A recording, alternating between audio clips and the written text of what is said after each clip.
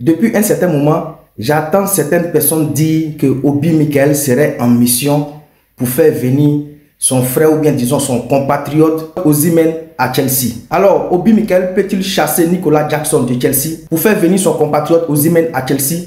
Non, je ne le pense pas. Obi Mikel n'a pas ces compétences-là parce que Obi Mikel n'est pas un dirigeant de Chelsea. Mais Obi Mikel aujourd'hui est consultant sur la chaîne de sport beIN Sport et donne son point de vue tout ce qui concerne le sport et notamment le football parce que lui-même étant ancien footballeur. Et donc Obi Mikel étant ancien footballeur, consultant à beIN Sport et aussi un ex-joueur de Chelsea. Bien évidemment étant ancien joueur de Chelsea, Obi Mikel, voyant son club en difficulté depuis quelques saisons, n'arrive pas à jouer les coupes européennes ou même disons la Ligue des Champions, Obi Mikel peut ressentir ce mal et donner son point de vue clairement sur ce qui arrive à Chelsea aujourd'hui. Et je pense que c'est dans ce cadre qu'il a invoqué la question d'un numéro 9 pur qui doit venir à Chelsea. Alors, de quoi avons-nous peur? De la concurrence? En sachant bien que dans une équipe de football, il faut toujours la concurrence entre ces footballeurs. Drogba étant à Chelsea, il a eu la concurrence. Il y a eu Shevchenko, il y a eu Torres, il y a eu Anelka, il y a eu Gudjohnsen et j'en passe. Les 9 ans que Didier Drogba a passé sous le couleur de Chelsea, c'est-à-dire de 2004 à 2012 et ensuite il est parti en Chine et il est revenu quelques années plus tard faire une saison et terminer avec Chelsea une bonne fois pour toutes. Avec ces 9 ans passés sous le couleur de Chelsea, avec tous les attaquants qui ont défilé à Chelsea,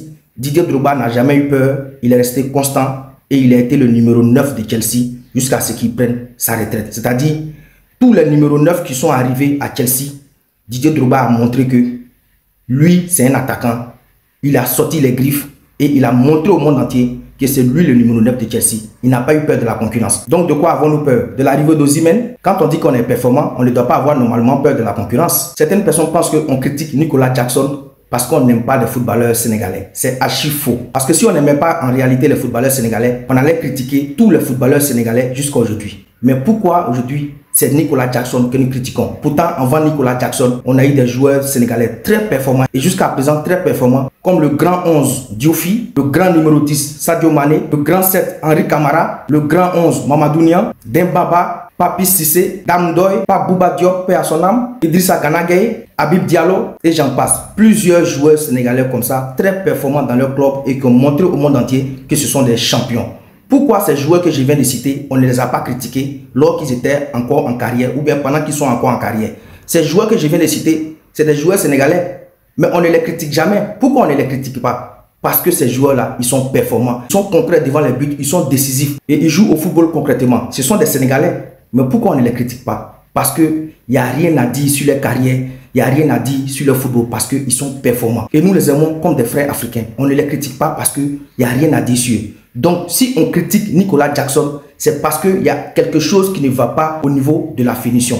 C'est pour ça qu'on critique Nicolas Jackson. Sinon, ce n'est pas parce qu'on n'aime pas les footballeurs sénégalais. Ceux que je viens de citer, ce sont des footballeurs sénégalais. On les aime parce qu'ils sont performants ou bien ils ont été performants lors de leur carrière. Quand on dit vraiment aimer un footballeur et quand on sait qu'en réalité, quand tu regardes ton frère jouer, tu sais qu'en réalité, ce frère-là, il a un problème de finition devant le but. Si tu l'aimes vraiment, tu dois le regarder dans les yeux. Tu dois dire, mon frère, c'est vrai que tu es mon compatriote, tu es mon frère de sang, je sais, je t'aime bien.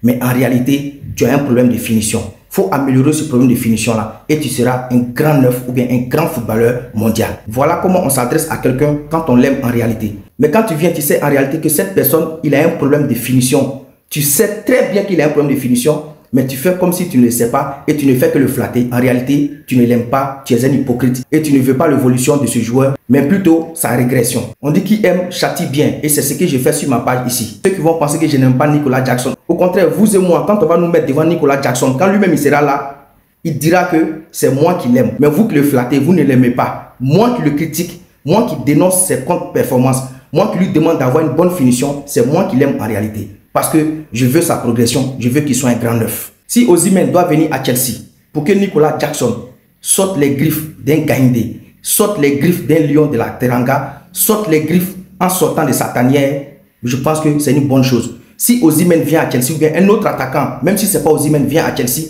que cela peut permettre à Nicolas Jackson d'améliorer sa finition devant le but, je pense que ça sera aussi bien pour sa carrière. Je pense que s'il y a une bonne concurrence au poste de numéro 9 à Chelsea, Nicolas Jackson deviendra encore plus performant. Parce que on dit quand tu es assis et il n'y a pas de concurrence, tu te sens roi. Mais quand il y a la concurrence, tu ne te sens plus roi. Tu es obligé de travailler plus pour performer. En réalité, dans les dires d'Obi Mikel, c'est pas de chasser ou bien vouloir chasser Nicolas Jackson de Chelsea parce qu'il n'a pas les compétences ou bien vouloir dénigrer Nicolas Jackson. Mais en réalité, c'est pour que Nicolas Jackson se perfectionne. Parce que ce club de Chelsea, si tu l'as aimé ou bien tu continues de l'aimer, tu ne peux pas concevoir que Chelsea soit aujourd'hui dans cette situation.